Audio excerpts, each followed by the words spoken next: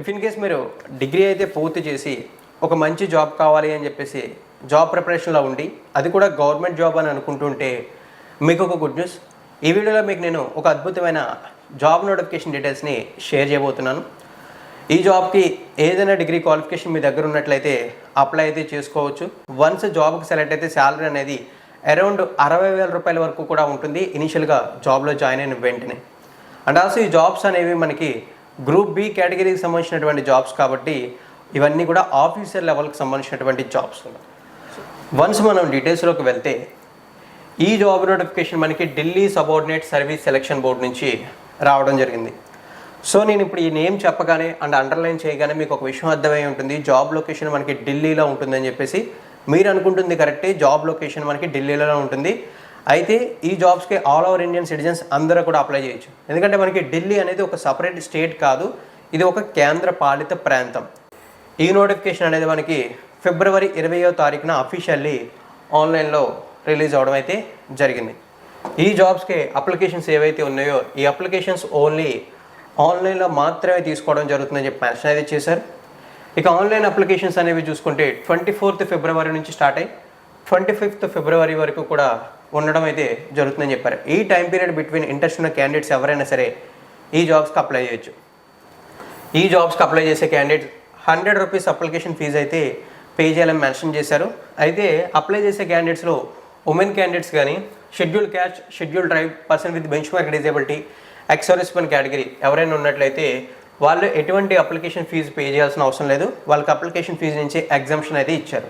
ఇక remaining categories అయినటువంటి general, OBC and economical weaker section వాళ్ళు మాత్రమే ఈ 100 రూపీస్ అప్లికేషన్ ఫీజు పే చేయాలి. ఈ నోటిఫికేషన్లో చెప్పుకోవడానికి చాలా కేటగిరీలకు సంబంధించినటువంటి పోస్టులు అయితే ఉన్నాయి. బట్ ఎప్పుడు నోటిఫికేషన్ రిలీజ్ అయినా సరే, ఎన్ని పోస్టులు ఉన్నా సరే, మనకి యూస్ఫుల్ అయ్యేటటువంటి పోస్టులు ఏంటి అనేది మాత్రమే మనకి ఇంపార్టెంట్. సో ఆ విధంగా చూసుకుంటే ఈ నోటిఫికేషన్లో నాకు మీకు యూస్ఫుల్ అవుద్దని చెప్పేసి ఒకే ఒక్క పోస్ట్ ఇంట్రెస్టింగ్గా కనిపించింది. ఆ పోస్ట్ నేమ్ ఏంటంటే గ్రేడ్ 2 కేటగిరీకి సంబంధించినటువంటి assistant section officer. Number of vacancies చూసుకుంటే 576 పోస్టులు ఉండడంతో పాటు ఈ జాబ్కి సెలెక్ట్ అయిన వాళ్ళకి లెవెల్ 7 ప్రకారం శాలరీ పే చేయడం జరుగుతుందని చెప్పేసి ఇక్కడ డీటెయిల్స్ అనేది క్లియర్లీ మెన్షన్ చేశారు. మీకు ముందుగా చెప్పినట్లు ఇది గ్రూప్ బి కేటగిరీకి సంబంధించినటువంటి జాబ్. అంటే మనకి స్టేట్ గవర్నమెంట్లో ఏవైతే గ్రూప్స్ అయితే ఉంటాయో ఆ గ్రూప్స్లో గ్రూప్ 2కి సంబంధించినటువంటి జాబ్గా మనం కన్సిడర్ అయితే చేయొచ్చు. ఇక నెంబర్ ఆఫ్ వేకెన్సీస్ చెప్పాను కదా మీకు, 576 పోస్టులు అయితే ఉన్నాయని చెప్పేసి. వీటిలో అన్రిజర్వ్డ్కి సంబంధించి 207, ఓబీసీకి సంబంధించి 147, ఎస్సీ కేటగిరీకి సంబంధించి 97, ఎస్టీ కేటగిరీకి సంబంధించి 43, ఫైనల్లీ ఎకనామికల్ వీకర్ సెక్షన్కి సంబంధించి 82 అని చెప్పేసి ఉన్నటువంటి 576 పోస్టులని ఈ విధంగా కమ్యూనిటీ వైజ్ డివైడ్ అయితే చేశారు. ఇక్కడ ఈ వివరాలని క్లియర్లీ చూడొచ్చు. ఇక నెక్స్ట్ మనం తెలుసుకోవాల్సినటువంటి details, education qualifications, age limits వివరాలు ఏంటి అని చెప్పి. వన్స్ మనం ఎడ్యుకేషన్ క్వాలిఫికేషన్స్ వివరాల్లోకి వెళ్తే ఇక్కడ మనకి మెన్షన్ చేసిన point bachelor degree from a recognized university or institute అని మెన్షన్ చేశారు. దీనిని మనం సింపుల్గా డీకోడ్ చేస్తే ఇక్కడ మనకి మెన్షన్ చేసింది మీరు ఏదైనా డిగ్రీతో అప్లై చేయొచ్చు. అది బీఏయా, బీఎస్సీయా లేదా బీకామా, సైన్స్ బ్యాక్ డ్రాపా, ఆర్ట్స్ బ్యాక్ డ్రాపా, కామర్స్ బ్యాక్ డ్రాప్ అనే రెస్ట్రిక్షన్స్ అయితే లేవు. ఎనీ డిగ్రీతో అప్లై చేయొచ్చు. లక్కీలీ ఎంత పర్సెంటేజ్ ఆఫ్ మార్క్స్ ఉండాలని కూడా మెన్షన్ అయితే చేయలేదు. జస్ట్ మీరు డిగ్రీ పాస్ అయిన సర్టిఫికేట్ మీ దగ్గర ఉంటే అప్లై అయితే చేయొచ్చు ఈ జాబ్కి. ఇక్కడ మీరు వివరాలని క్లియర్గా అయితే చూడండి. దానితో పాటు బేసిక్ కంప్యూటర్ నాలెడ్జ్ కూడా ఉండాలని చెప్పేసి ఒక చిన్న పాయింట్ని అయితే మెన్షన్ చేశారు. సర్టిఫికేట్స్ అయితే నెససరీ అయితే కాదు. దెన్ నెక్స్ట్ చూసుకున్నట్లయితే మనకి ఏజ్ లిమిట్స్ మెన్షన్ చేశారు. ఒకసారి మనం ఏజ్ లిమిట్స్ని చూసుకున్నట్లయితే మనకి మెన్షన్ చేసింది బిట్వీన్ 21 to 30 ఇయర్స్ అని చెప్పేసి. అంటే దీని అర్థం ఈ జాబ్కి అప్లై చేసే క్యాండిడేట్కి మినిమం ఏజ్ చూసుకుంటే 21 ఇయర్స్, మ్యాక్సిమం చూసుకుంటే 30 ఇయర్స్ వరకు అప్లై అయితే చేయొచ్చు. అండ్ ఆల్సో రిజర్వ్డ్ కమ్యూనిటీస్ ఎవరైతే ఉంటారో వాళ్ళకి ఏజ్ రిలాక్సేషన్స్ కూడా ఉంటాయని చెప్పేసి మెన్షన్ అయితే చేశారు. వన్స్ మనం ఆ ఏజ్ రిలాక్సేషన్స్ గురించి కూడా చూసుకున్నట్లయితే ఎవరైతే ఎస్సీ ఎస్టీ క్యాండిడేట్స్ ఉంటారో వాళ్ళకి 5 ఇయర్స్, ఓబీసీ వాళ్ళకి 3 years, person with bench mark disability వాళ్ళకి 10 ఇయర్స్ అని చెప్పేసి ఏజ్ రిలాక్సేషన్స్ అయితే ఉన్నాయని చెప్పారు. Person with disability plus SC ST అయి ఉన్నట్లయితే 15 years, person with disability plus OBC అయి ఉన్నట్లయితే 13 ఇయర్స్ వరకు కూడా ఏజ్ రిలాక్సేషన్ అయితే అప్లికేబుల్ అవుతుంది. ఇవైతే మనకి ఏజ్ లిమిట్స్ అండ్ ఏజ్ రిలాక్సేషన్కి సంబంధించినటువంటి డీటెయిల్స్. ఇక శాలరీ విషయంలోకి వెళ్తే మీకు చెప్పాను కదా ఇనిషియల్లీ 60,000 అని చెప్పేసి లెవెల్ 7 ప్రకారం అని చెప్పేసి ఇక్కడ చూడండి పే స్కేల్లో క్లియర్లీ మెన్షన్ అయితే చేశారు. ఇది గ్రూప్ బి కేటగిరీకి సంబంధించినటువంటి జాబ్ అండ్ ఆల్సో నాన్ గెజిటెడ్కి సంబంధించినటువంటి జాబ్ అని మెన్షన్ అయితే చేశారు. ఫ్యూచర్లో గెజిటెడ్గా ప్రమోషన్ కూడా రావచ్చు పోతుంది.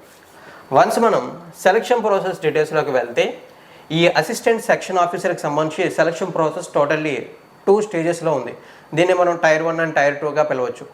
ఫస్ట్ ఆఫ్ ఆల్ మనం టైర్ 1 గురించి మాట్లాడితే ఈ టైర్ 1 ఎగ్జామ్ చూసుకున్నట్లయితే 2 అవర్స్ అయితే జరుగుతుంది. నెంబర్ ఆఫ్ క్వశ్చన్స్ చూసుకుంటే 200 క్వశ్చన్స్, మార్క్స్ కూడా 200 మార్క్స్ అని మెన్షన్ చేశారు. ఇందులో ఉండేటటువంటి టాపిక్స్ టోటల్లీ 5 టాపిక్స్ అయితే ఉంటాయి. అవి ఏంటంటే general awareness, general intelligence and reasoning ability, arithmetic and numerical ability, Hindi language and comprehension, finally English language and comprehension. Totally 5 topics అయితే ఉంటాయి. ఈచ్ టాపిక్ నుంచి కూడా మనకి 40 క్వశ్చన్స్ అయితే రావడం అయితే జరుగుతుంది. ఈ విధంగా వన్స్ మనకి టైర్ 1 ఎగ్జామ్ అనేది కంప్లీట్ అయిన తర్వాత టైర్ 2 ఎగ్జామ్ అయితే ఉంటుంది. ఈ టైర్ 2 ఎగ్జామ్ చూసుకుంటే 3 అవర్స్ ఉంటుంది. టైర్ 2 ఎగ్జామ్లో మనకి 2 సెషన్స్ ఉంటాయి. ఒక సెషన్లో మనకి మల్టిపుల్ చాయిస్ బేస్డ్ క్వశ్చన్స్ ఉంటాయి. సెకండ్ సెక్షన్లో మనకి డిస్క్రిప్టివ్ టైప్ ఆఫ్ క్వశ్చన్స్ ఉంటాయి. టోటల్లీ ఇక్కడ మనం చూసుకున్నట్లయితే సెషన్ 1లో మనకి 200 క్వశ్చన్స్ ఏవైతే ఉన్నాయో ఇవన్నీ కూడా multiple choice based questions. Session 2లో ఏవైతే క్వశ్చన్స్ ఉంటాయో ఇవన్నీ కూడా మనకి డిస్క్రిప్టివ్ టైప్ ఆఫ్ క్వశ్చన్స్. వీటికి 100 మార్క్స్. టోటల్లీ మనకి టైర్ 2 అనేది 300 మార్క్స్కి ఉంటుంది. వన్స్ మనకి టైర్ 2లో సెషన్ 1లో ఉన్నటువంటి టాపిక్స్ చూసుకున్నట్లయితే సేమ్ ప్రీవియస్లో ఏవైతే టాపిక్స్ ఉన్నాయో అవే టాపిక్స్ ఉంటాయి.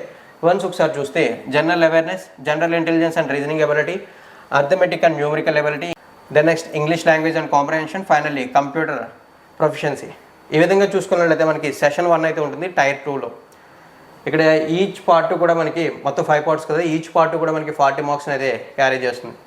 దెన్ నెక్స్ట్ మనం సెషన్ 2లోకి వచ్చేస్తే ఇక్కడ descriptive type of question paper ఉంటుంది. 100 మార్క్స్తో ఉంటుంది. ఇక్కడ మనకి చూసుకున్నట్లయితే essay, expansion of ideas in English with 50 మార్క్స్కి అయితే ఉంటుందని చెప్పి మెన్షన్ అయితే చేశారు. దెన్ నెక్స్ట్ చూసుకుంటే లెటర్ రైటింగ్, దీనికి సంబంధించి 25 marks. Then next precis writing and summarizing, దీనికి సంబంధించి 25 మార్క్స్ అని చెప్పేసి డిస్క్రిప్టివ్ పేపర్ని ఈ విధంగా మెన్షన్ అయితే చేశారు. ఇక్కడ వివరాలని క్లియర్లీ చూడొచ్చు. అండ్ ఆల్సో వీటికి సంబంధించి నెగిటివ్ మార్కింగ్ కూడా ఉంది. మల్టిపుల్ చాయిస్ క్వశ్చన్ పేపర్ ఏదైతే ఉందో అక్కడ ఈచ్ రాంగ్ ఆన్సర్కి 0.25 నెగిటివ్ మార్కింగ్ అనేది అప్లికేబుల్ అవుతుందని చెప్పేసి మెన్షన్ అయితే చేశారు. సో ఇవైతే ఈ నోటిఫికేషన్ సంబంధించినటువంటి మెజారిటీ డీటెయిల్స్. ఇక ఈ నోటిఫికేషన్ సంబంధించి మనం తెలుసుకోవాల్సినటువంటి డీటెయిల్స్ ఏమన్నా ఉన్నాయంటే అది మనం ఎగ్జామ్ సెంటర్కి సంబంధించిన డీటెయిల్స్ తెలుసుకోవాలి. వన్స్ మనం ఎగ్జామ్ సెంటర్కి సంబంధించిన డీటెయిల్స్ని కన్సిడర్ చేసినట్లయితే ఇక్కడ మనకి మెన్షన్ చేసినటువంటి పాయింట్స్లో క్లియర్లీ మెన్షన్ చేశారు. మనకి ఎగ్జామ్ సెంటర్స్ ఏవైతే ఉన్నాయో అవి ఇనీషియల్లీ చూసుకున్నట్లయితే ఢిల్లీలోనే ఉంటాయి.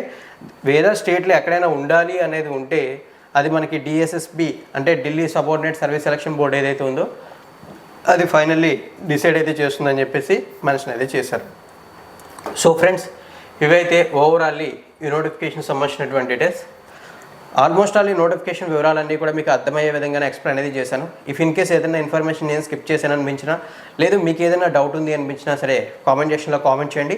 And also one thing, exam అనేది చూసుకున్నట్లయితే బైలింగ్వల్ అంటే ఇంగ్లీష్ ఆర్ హిందీ లాంగ్వేజ్లో ఉంటుంది, తెలుగు లాంగ్వేజ్లో అంటూ ఏమీ కూడా ఉండదు. ఆ విషయం గుర్తుంచుకోండి. ఇంకేమైనా డౌట్స్ ఉంటే కామెంట్ సెక్షన్లో కామెంట్ చేయండి. నా ఎక్స్ప్లెనేషన్ నచ్చినట్లయితే లైక్ చేసి ఇన్ఫర్మేషన్ మీ ఫ్రెండ్స్తో షేర్ చేయండి.